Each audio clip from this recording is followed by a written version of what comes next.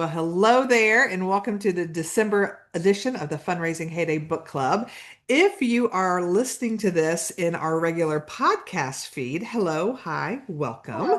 I'm Amanda Day, and I am joined today, as always, by Kimberly Muga, and you may be watching this on YouTube, you may be on Patreon, or you may be listening to the Fundraising Heyday podcast and getting really confused as to what we're doing popping in. But here we are. Hi, hello, welcome, or yes. welcome back. Over a year ago, we started a Patreon subscription that kind of goes hand in hand with our podcast. For folks, you get more content, you get all kinds of great stuff at a very low monthly rate. We've got a $5 and a $10 level to start people out. And at the $10 level, which is the FHD Friends and Such level, you get a monthly book club. So we thought we would dump this December edition in the podcast feed. And by dump, we mean bequeath. We Bequeath to mean you. gift to the It's fabulousness a of the book. gift. It's a Christmas gift from us to you. So you can kind of see, because some people are like, how does book club work when it's just the two of you? Well, this is how it works. So you can take a listen. You can see if you like it. We hope you do. And then mosey on over to the Patreon. We'll put a link in the show notes, but it's Patreon, which is Patreon, patreon.com/fundraising heyday, and you can find out all the others because it's not just book club. There's Kimberly's monthly musings, there's a playlist, you can get the podcast early, there's all kinds of fun stuff. We're also releasing other free versions of these so people can try them out, including the ever popular and oh so embarrassing but important mistakes were made. And the free Absolutely. version will be starring yours truly. So I'm Yep. super excited about that. Amanda, may I tell the people who don't know what Patreon is and why we would ask for All right. folks to consider it? So Absolutely. if you don't know, or you'd like a refresher, Patreon is a platform where podcasters and other creators of content Yeah. can go on, and it's kind of, think of it as having like a membership where you could go in and maybe like a membership to your favorite museum, right? Mhm. Or you do a monthly donation to something because you just support the mission and you want to do that. What you're doing when you become a Patreon member at a paid level is helping us continue to provide the podcast for free. We Yes. have sponsors and they're fabulous and they cover the production costs, right? Things like Mhm. hosting, platform hosting. Then there's a platform called Podbean that we use. There's Zoom that we use, and obviously it's the paid professional version.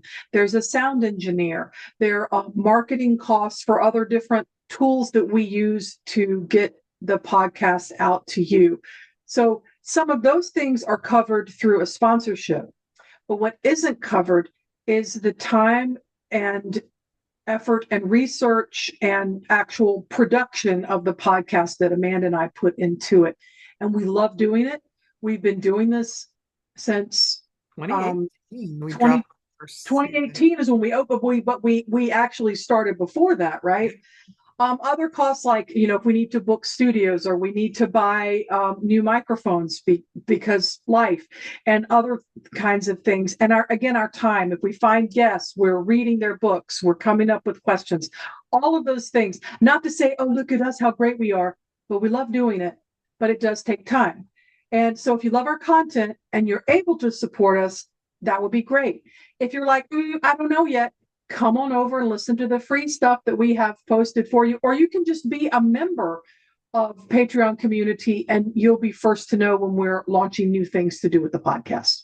Absolutely. So we hope you enjoy this edition of our book club, and we'd love to see you over on the Patreon. So every month you can participate. We've already posted our 2026 lineup of book selections. Kimberly and I take turns each month, and we really try to do an eclectic book selection. Kimberly and I, there are some books we both love. There are some that she loves and I don't, and vice versa.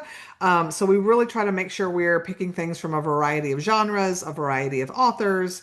And so we just kind of get a little bit of everything. And new this year for 2026, in addition to doing like these, where it's Kimberly and I doing the book reviews for book club, once a quarter, we're going to actually have a live book club where you can come join us and participate. So that'll happen every 3 months starting in February. So mosey on over to the Patreon anyway. Even if you're not a paid subscriber, you can still see anything we've posted there for free.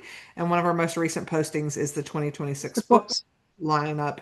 So Oh, you kind of have an idea of what's coming. as fiction and nonfiction, Yep. and eclectic is the Name of word. the game. It's an eclectic list, and that's the way we like it. I'm a big believer in reading widely, and it's something I'm leaning into even more for 2026 personally when I look at the books that I want to read or discover or rediscover. So check it out, and on with the fabulosity that is the book club. Yeah. So for December, it was my pick, and we read a work of nonfiction. It's called Her Country: How the Women of Country Music Became the Success They Were Never Supposed to Be by the author Marissa R. Moss. And so the book is basically she follows specifically three women in country music, Kacey Musgraves, Maren Morris, and Mickey Guyton. And so of course, she also mentions a ton of other people in the country music industry, from radio DJs to songwriters to people that work within the music industry. For the most part, it's following those three women. And it's not a chronological tale, but it's kind of sharing the hardships and what they had to go through, especially for these women who kind of buck what is the traditional country music look and sound and topics of things that they write about and sing about. And so that's kind of a gist of what the book is about. The author, this was her first book. Again, her name is Marissa R. Moss. She is a freelance journalist. She contributes frequently to magazines such as Rolling Stone, American Songwriter, Billboard, NPR, and the Nashville Scene. She was the 2018 recipient of the Rolling Stone Chet Flippo Award for Excellence in Country Music Journalism. She's written tons of cover stories about very famous country artists, including Eric Church, Miranda Lambert, John Prine, Margot Price, and a few others. So she certainly knows her stuff. She is, even though this is her first book, she's certainly written a ton about this topic. So certainly, I think a perfect author Mhm. for this book. So, and like I said, I chose it. The reason I chose it, one of my favorite podcasts is Pantsuit Politics, and one of their co-hosts, Sarah Stuart Holland, has mentioned this book multiple times. And I've learned whether it's a song, an artist, a book, a movie, if Sarah brings it up more than once over the couple of weeks, that's something that she really, really thought was good. And I, of course, as someone, I'm not from Nashville. I'm an Army brat, lived a little bit of everywhere, but both my parents were born and raised in Nashville. And so all my aunts, uncles, cousins, grandparents lived in Nashville. And so growing up, that was always where we went, whether for summer vacation, Christmas break, wherever. So even though I never really had a home, I had a home. Obviously, I lived places, but like I didn't have I didn't live in one place forever. Kind of like you, Kimberly. You You didn't bounced around a lot too. I didn't have a home home state. hometown. There wasn't like a Hometown. That's the right my word. hometown. Me neither. Yeah. Yeah, So Nashville kind of felt like the hometown because I we were always, you that's know, fair. once we were old, once I hit about 6 or 7, in fact, I would usually go and spend 2 weeks in Nashville without my parents so I could see all my cousins and grandparents and everything. And then when my sister got a little older, she started coming too. So that was kind of, Nashville's always kind of sort of been our hometown, still a place I love to visit as much as possible. So that's the reason I picked it. I wanted to learn more about this, and it's a genre of music that I really love. Um, if you're new to the book club, you'll learn that I mostly, like 99% of the time, I'm reading on my Kindle because that's my Yep. preferred reading method. How did you read this one, Kimberly? I'm usually I'm often mixing media, as it Oh, you were. are. A lot of library books. Sometimes I'll buy the book. Sometimes I'll listen to an audiobook. And this time I chose the audio version, which I was not narrated by the author, but that is not uncommon. Yeah, that's true. So, okay. Well, let's again, if you're new to the book club, we always start off with a quick spoiler free sort of review about our kind of overall thoughts and feelings about the book. That way, if you haven't read it yet and you think, "Ooh, I think I want to," you can always pause this, go read it, and then come back when we get into the spoilers section of things. So, Kimberly, you want to start off first? You got 2 minutes. If you want to set your timer. Got And my timer, girl. I'm ready. Ready? what's your overall view? Ba-boom. Go. Timer started. Spoiler free. I am so glad that I read this book.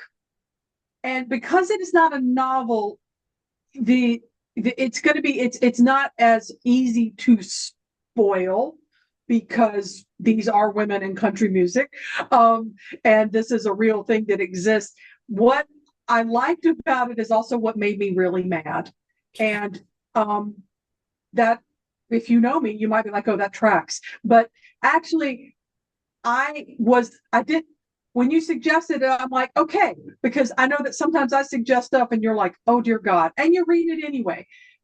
I am not a huge fan of contemporary country music. Fair. Although reading this, I discovered, oh, what I thought was the country music's a little broader definition than what Yeah. I thought. And so I was delighted that some of the artists that we'll mention later, again, I don't feel like I'm spoiling it to say that other names come up. Like I knew of Maren Morris. She's one of the three Yep. whose careers are featured here. I knew a little bit about Kacey Musgraves. I didn't know it all about Mickey Guyton, and I'm thrilled because I was listening to some of her songs. But Brandy Carlisle was in there, and I didn't know Maren Morris, but from the High Women, which is a super group that was put Yeah. together. But what I liked about it was that it confirmed my suspicions. And that's not always a good thing because sometimes I want to be wrong. But I was like, why is country music, to me, this is my opinion, so formulaic? Why are there a lot of men in super tight jeans and singing about having relations of some kind in a pickup truck, on a tractor, on a dirt road? I mean, I'm not saying, hey, Yeah. live your life, but it seemed super formulaic. Yeah. And I was also really mad at what happened to um, Little Nas and that song. I want to take my horse to the old town road. Yeah. Yeah. Remember that? He did And they were with like, Billy "That's Ray not Cyrus. country," and the whole Beyonce thing. So I'm like, really, y'all? And the part that I loved is that there's extensive research showing, yeah, there's the problem is not country music for me as much as it is how the decision makers gatekeep. And I'll just leave it there. And while I wasn't thrilled to know that for the artist's sake, I'm like, oh, it is an issue. But I think it's an issue much bigger than country music. So super well researched, well documented, and I was happy to learn things, even if those things pissed me off. Very good. That's it for me. And let me hit my little timer, my super exclusive timer located on my ancient phone. Here we go.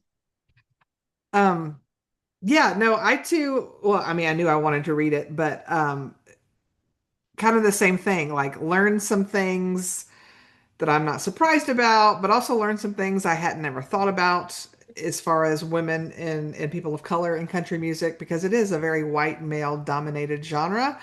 And I I really enjoyed learning about some new artists that aren't part of mainstream music for reasons we'll talk about as we get into the spoiler section of the book. So to me, that was really fun to find some new people to listen to because they're not played on the radio, but I got to see, hear and be like, "Ooh, I really like them. I want to dive into this more." So that aspect of it I really liked. I also like kind of the peeling back behind the curtain of how things happen because it can be very easy to see people that are touring and on the radio and winning all these awards and thinking about, man, what a great life they must have. But then realizing for some people what they had to go through to get there, that and what they're having to continue to fight to maintain their celebrity or to just be able to be themselves rather than what the industry wants them to be, was a fascinating thing as well. And again, I just really enjoyed kind of that peek behind the curtains of all of that. And I thought she did a good job. The book is not told in chronological order, which for a minute was kind of hard to wrap my head around, but then understanding that it's more themed. And so once I let go of, okay, I don't need to understand whether this happened before or after that event, it's more themed on like, here's an issue in the industry or here's something else that's going on. That was helped me to kind of let go of that because I'm someone who kind of likes that. Here's point A to point B in this very straight line, and I just needed to let go of that. And once I did, it was much easier to read. Fair. So, Right on time. right on time. Excellent. So okay, now begins the spoiler part of book club. So we always kind of do a big rah, rah, rah. Spoiler alert, spoiler alert. Although again, nonfiction is a Yeah. little bit harder. Like I think in the middle of 2026, we'll be reading a book about tuberculosis.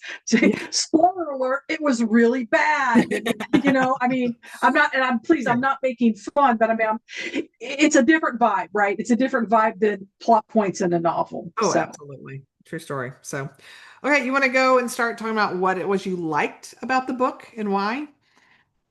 I will throw back to the spoiler-free version where I'm like, once I understood the thematic approach, I appreciated it. Yeah. And then this will pop up later when I'm like things that kind of gave me a little, get kind of confused me a little.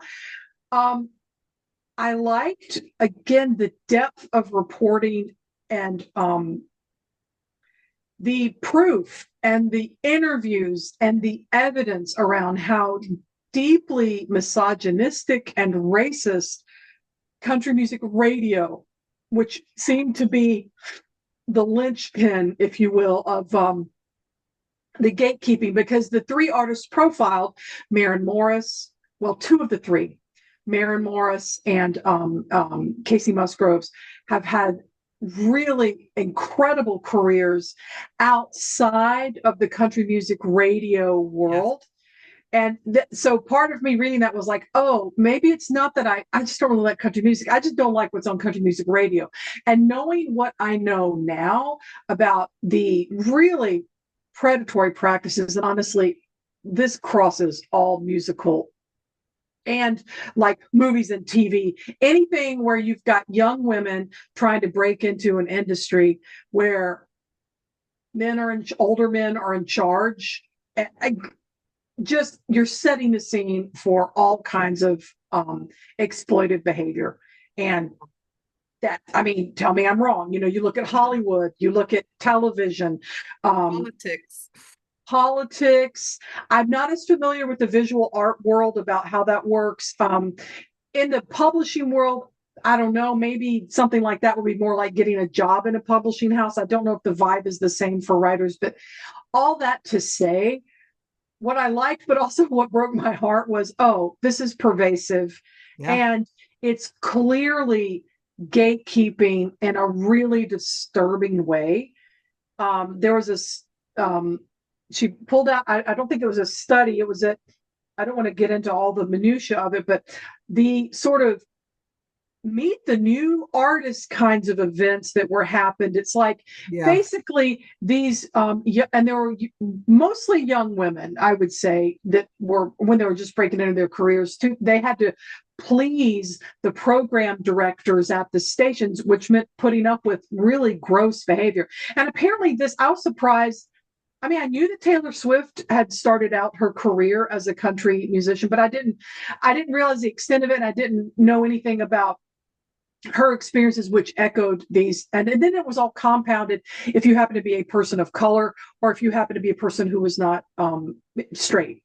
Yes. If you were a BIPOC person or a member of the LGBTQIA plus community, good luck if you wanted to break into country music radio. And so what I liked was, well, I didn't like the hardships, especially that Mickey Guyton had to go through, being an incredibly talented writer and Yes. performer who is Black and a woman trying to break into country music in the decade after, formerly known as the Dixie Chicks and now the Chicks, and Shania Twain. There's some huge blockbuster female country acts in the 90s, but like a lot of things in the United States, if there's a movement toward something that's more open, there's a backlash by the people who are threatened by things being more open. And I just over and over again in this book, that's what I saw. So I wouldn't say I liked it, but I liked understanding Yes. why it Mhm. happened. Yeah. So yeah, I'll leave it there. Yeah. I'm kind of the same way. I don't, what I'm about to say are not things that I like that they happened, but I like Yeah. that understanding things better. For instance, one of the stories they tell was about, I can't remember the guy's name. He's like a bigwig in radio things. And they also mentioned too, like, yes, there may be thousands of radio stations across the country, but there's really only what, three or four parent Networks. companies that own Yeah. them all. So Yeah. really, there's not a lot of variety. And so whatever they say goes. But this gentleman, he literally, it's not like it was a secret either, because he Nope. said it on live radio. He basically said that when if you've got a salad bowl for country music, that men are the lettuce and women are the tomatoes. So you just want to sprinkle a few in, but really that's not the main attraction. Nobody gets the salad for the tomatoes. It's for the lettuce that's there.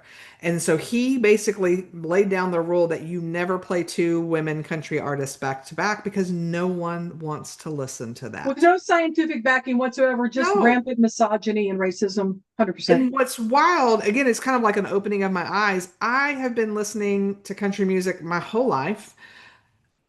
I never paid attention, but since I've read this, I've been paying attention. And guess what?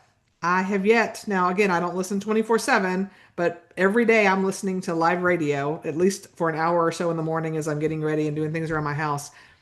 I've yet to hear two women play men back to back to back to back to back to back. And there's White a, men, can we just say white men? oh, yes, white men. Yep. They always have their, Charlie Pride was the only one for a while. Now it's Darius Rucker. Yeah, there's By the only only one, you one, mean the only black only artists. black artists. And Yes. and I don't know that there are any Latin or Hispanic country modern day modern not contemporary. I not don't know. super current. Yeah. So that was interesting. Another thing is, as much as I like country music, I'm not paying attention to all the, backgrounds and ins and outs of things, but like learning, they talked a lot, even though she wasn't the main focus, they talked a lot about Miranda Lambert being one of the trendsetters and people uh, ones that women, especially in today's country music age, looked up to. And she's probably one of my favorite female our favorite, not even just female, favorite country artist. I've seen her in concert three or four times, and it made me realize every concert she has, all of her opening acts are female acts.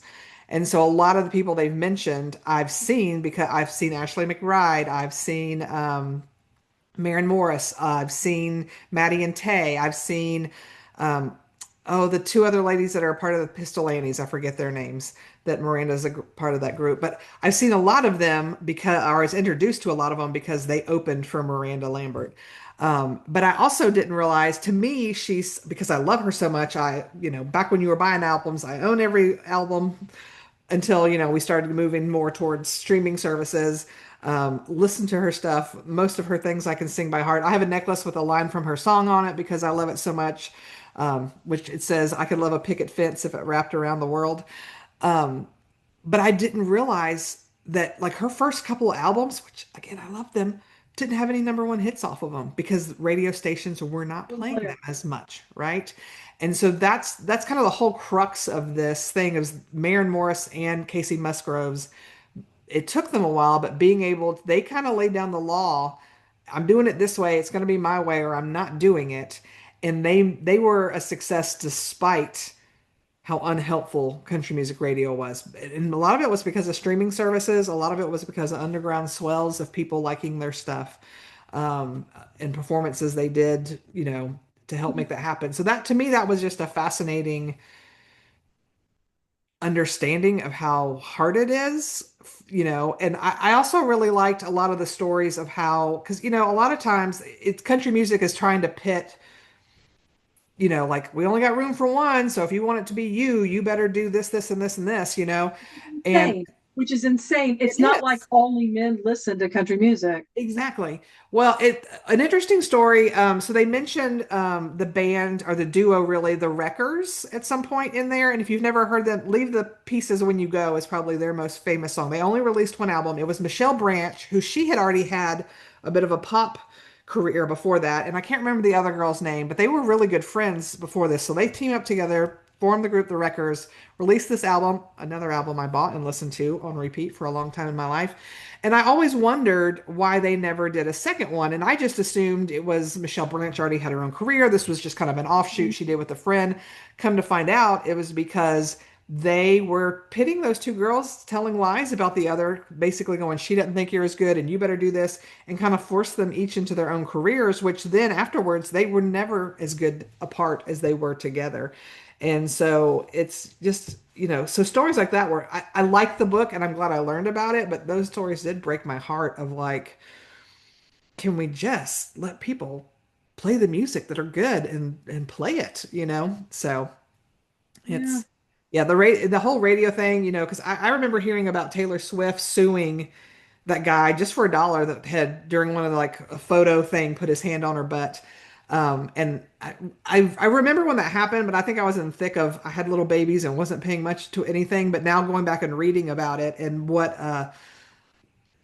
just Taylor Swift I think is brilliant. I know some people you love her or you hate her. I love her music. I've seen her perform before. She's amazing. She is a brilliant business person all around and a brilliant human being and so I just think that we need more and more women like her doing the things that she's doing to shed light on some of these problems. So I'm glad that was mentioned. And I'm glad that there's a lot of women like Brandy Carlisle and Maren Morris and the High Women. I always thought it was just those four ladies. But it was so interesting to hear that oftentimes there were a lot other people that they were trying to bring along. Jason Isbell, who knew was such a great supporter of women in country music. It's just fascinating. That's another thing I loved was hearing all about all these other artists of people that I've either know or didn't know and learn more of. And if you're familiar with Nashville, hearing about, like they mentioned the Gulch, I've been there before. They talk about East Nashville. I've been there before. So it was kind of, if you are familiar with that area too, it's kind of neat that she really does. She doesn't just say, hey, these two people met and wrote a song together. She's telling you where. And so if you're familiar with that and like that part of the history of things, I like that too. So. Okay, I could talk more, but let's move on to the what we didn't like about this book. Go for it, Kimberly. A technical issue, Fair. but I listened to the audiobook version, and I knew it was going to be an issue oriented nonfiction book about a certain industry because that's clear in the title. But because I didn't have anything in front of me to see the formatting, I would get lost it took like the first few hours of it. I was like, wait, why are we leaving? So wait, Mickey Guyton, who was the black singer, country singer from Texas, country girl who wanted to break in and was thwarted for Over a decades, I think. decade. Yeah, they Um, jerked her but around. it's like I'm making numbers up now. It's like it's 2005 and she's in LA, and I'm like, and then but then we're back into 2002 and we're back here. So, it was hard to follow in the audio version until I was just like, you know what?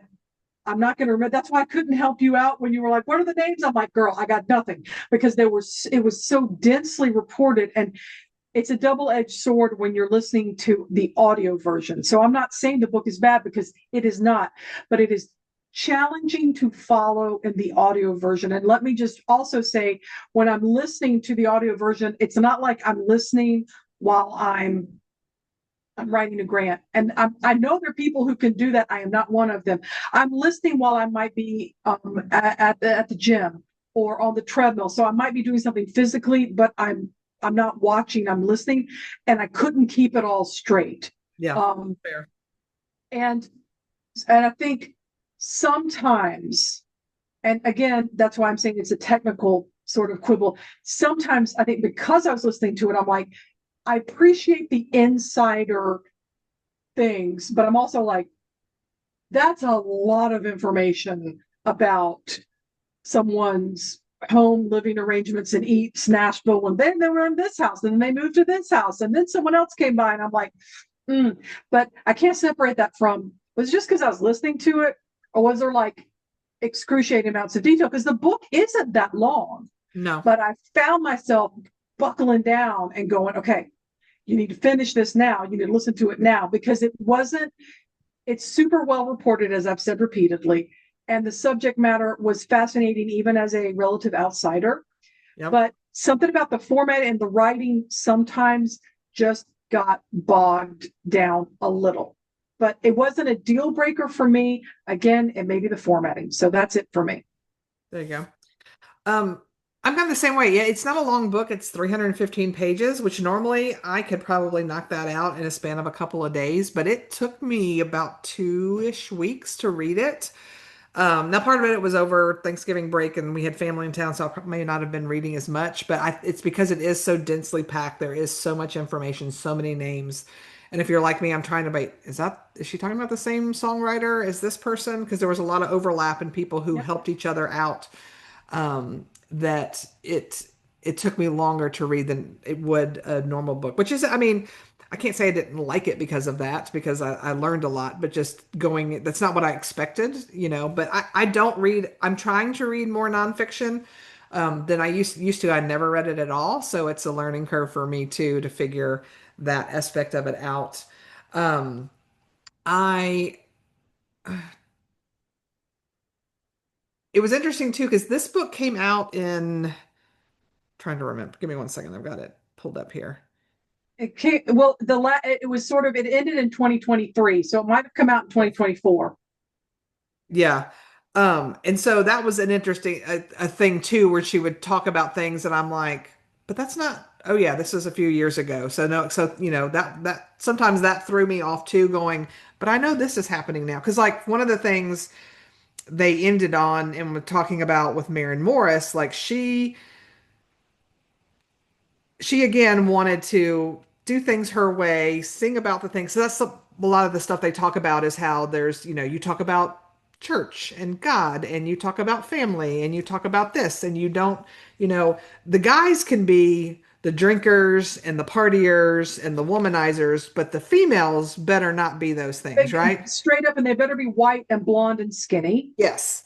Um, And they can't experiment with any musical forms, but the guys can have like trap rhythms in their songs, and they're just being wild and out there, they're you outlaws. know. They're country outlaws. Yeah.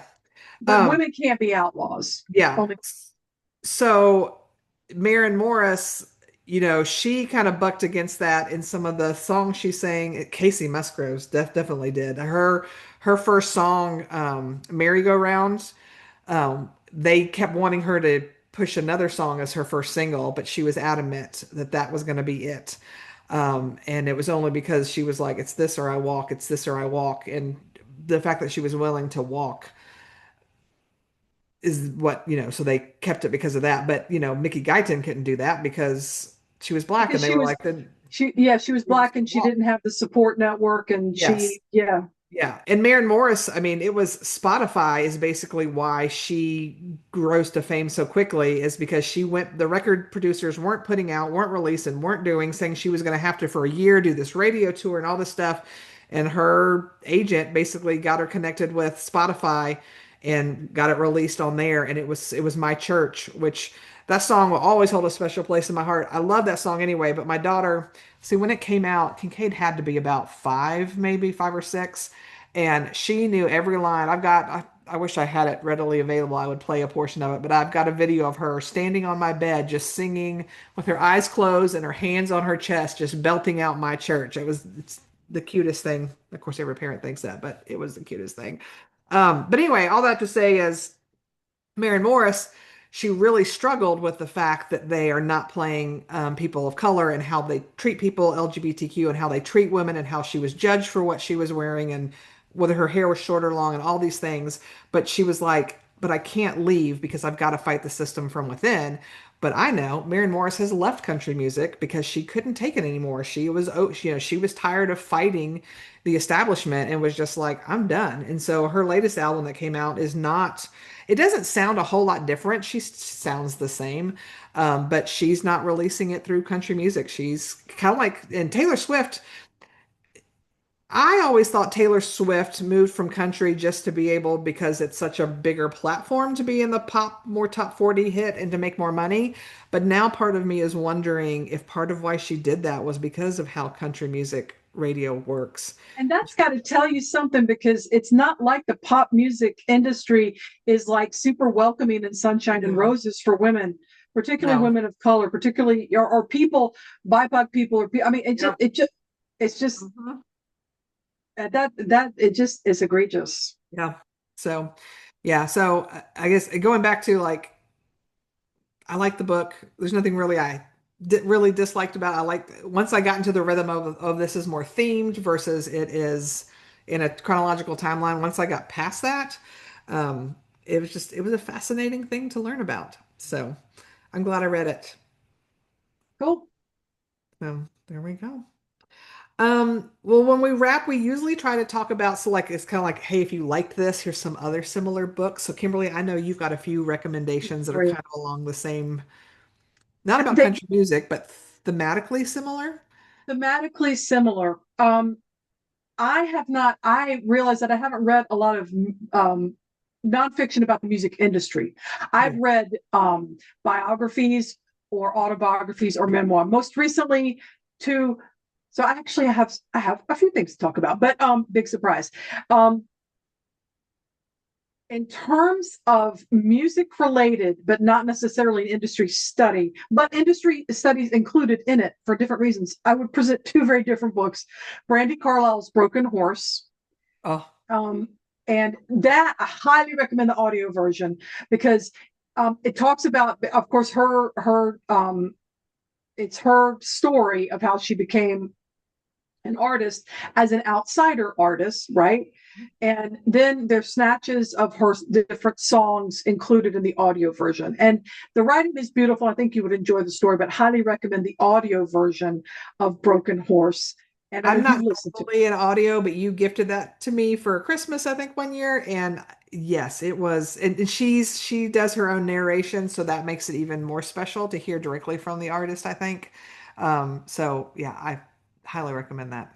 So in that vein, and I learned so much and was so deeply entertained from Barbara Streisand's epic. It was like 48 hours of listening, right? Was girl is 48 hours and I enjoyed every hour. So I want to say it was 48 hours, but again, while it wasn't a reporter talking about the movie and film and entertainment industry, from her own rise, I mean, and Yeah, think of her what you will, she's lived a life. yeah, And I was not a super fan by any means, but I learned so much about a lot of these themes. They're similar themes. There are also themes that come up about having, if you're a white woman coming up in these industries, how to be an ally and what to do when you make mistakes, because you will. So those are some commonalities. In terms of themes and nonfiction, the most recent books that, one of which was a book, one of our 2025 book club picks, I think you picked it, was Black History AF by Michael Harriot. hmm And so it is like the textbook you always wished you had had in yeah. history, perhaps in a survey course where it's American history and he's parsing out and holding up all these things that happened that were literally whitewashed. But thematically, it is more linear, though, and it's moving through time talking about that. But if you're looking for meaty, densely reported, but also entertaining nonfiction about what to you might be little known parts of history or lesser known or things you want to know more about, highly recommend that. And the final one I'll recommend is not nearly as smooth and entertaining as Black History AF, but it's called The Lies of the Land by Stephen Conn, Conn. And it's all about rural America and sort of the socioeconomic realities of how it was created and supported in very surprising ways, and ways such as the the military industrial complex and large scale farming and the move industry out of the cities. And you're like, wow, Kimberly, that sounds exciting. No, but it gives you, it wasn't, and it never was all bucolic farms and, buttercups and and the perfect all American lifestyle there. But by using um economic data, but in a meaningful, in a way that's easy to follow, it's just fascinating. So I would recommend that, because so many of the women in her country came from, not necessarily, well, there were some women who came from like literal, really rural Yeah. areas. But then, and it's just interesting to me that country music is really like promoted the rural lifestyle that really doesn't exist in the way that you think it does, and it's really not supported the way you think it is. So those, I would leave you with those. Okay. Well, anything else about the book we didn't talk about that you wish we had? I would just circle back to, even though these women who, the three two of the three women profiled, they made it outside of Mhm. country music radio, and they're still outside country music radio. And if you are a huge country music radio fan, and these issues of equality or misogyny or racism or just predatory practices, if you if you are just consuming it and never thinking about it, it's like, you might want to give it some thought and think about how you could make changes, or you want to support that. I would say that about any industry, any Yeah. entertainment industry, to just sort of, it helps me just sort of keep my eyes open. Yeah. Well, and it's always interesting too to go like, because a lot of the things she talks about, I remember when it happening and hearing about it and had certainly my own thoughts and feelings on probably all of them. But to have them all laid out, put together, and what I'm talking Right. about is like when the chicks when people were destroying their music, hating them, and then they made their comeback again outside of country music radio. I never got to see them at their height because they were really big when I was in college. Um, Back when I had no money for concerts whatsoever because I was a poor college student. Plus, they didn't come to rural Missouri. But I have seen them since and still love their music, just their old stuff and their new stuff just as much. But just thinking about all the things that men have done that nothing happened to, and their one comment, like how that just, and it was fascinating in the book too when they were talking about a lot of the people that were calling saying don't you dare play them. It was like, well, were you listening to them before? No. So it's like you didn't even like them to begin with, and now so that was wild. Another example of a story when they talked about, Leanne Rimes, who was like when she came out was such a phenomenon because both of her age, she was very young, what, 14, and just her incredible voice, and how she goes from being this lauded artist to basically wiped off country music Well, listening, because, playing yeah, everything because because she, she had an affair. And but then meanwhile, Jason Jason Aldean, Aldean does the exact same thing and I mean the man's still cranking out number one hits, right? Uh, Morgan Wallen, that guy who was like, in the recent years, it's like he said the N word like out and about, like he said it, because I saw the video. He said it like it wasn't the first time that he said it, and he was like, they were like, "Oh, you naughty boy," and then, "Oh, well, it's all fine now," and I'm like, he got drunk and threw a chair off the roof of Eric Church's bar on Broad Street in Nashville, which I have never been there. It doesn't matter what day of the week, time of day, when there's not tons of, during the day, there's lots of families out there. At night, it's more bachelorette parties and all that stuff. But thankfully, he didn't kill anybody and nothing happened to him. I mean, it is just really a pretty. Wow. I It mean, really I'm is. not I'm not surprised. I wish I could say what white men are equated privileges and then can engage in egregious behavior with no blowback. What? But I'm also like, hi, hello, Yeah. same So, story, different tune. yeah, true story. So that's why I don't want to put words in your mouth, but I am. I'd say we both would recommend this book, especially if you have any at all interest in country music. I would also encourage you to read this book, even if you're not like me. I don't listen to country music radio, and now I am completely not. But I am pulling songs from. I'm listening in different ways, just not Yeah, to those country music artists. radio. Mhm. And not, some of those ways are also kind of problematic, and I'm working through it. But I I would would highly say, recommend, I will say that they are on country music radio, but one of the gentlemen they mentioned was the Osborne brothers, two brothers. One of them came out as gay, and he's still being played, which is not the norm, right? So, is he a white man? Is he a white yes, man? he Okay, is.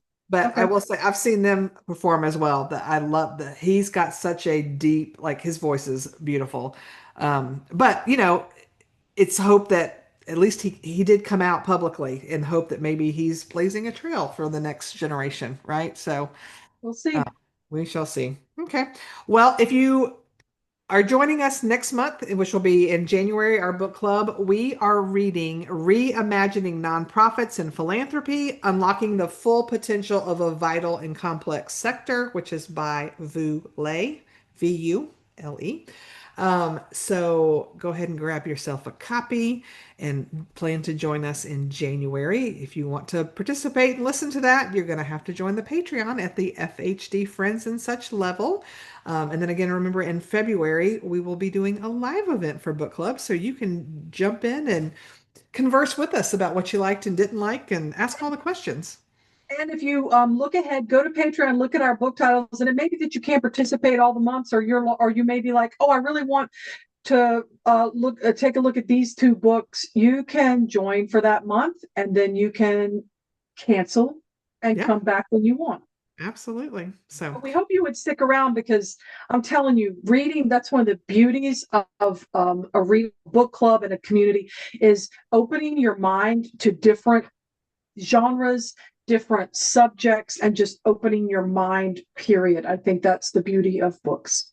yep, absolutely. So, thanks to our current Patreon subscribers. We so appreciate that you are already here with us and joining us every month for book club.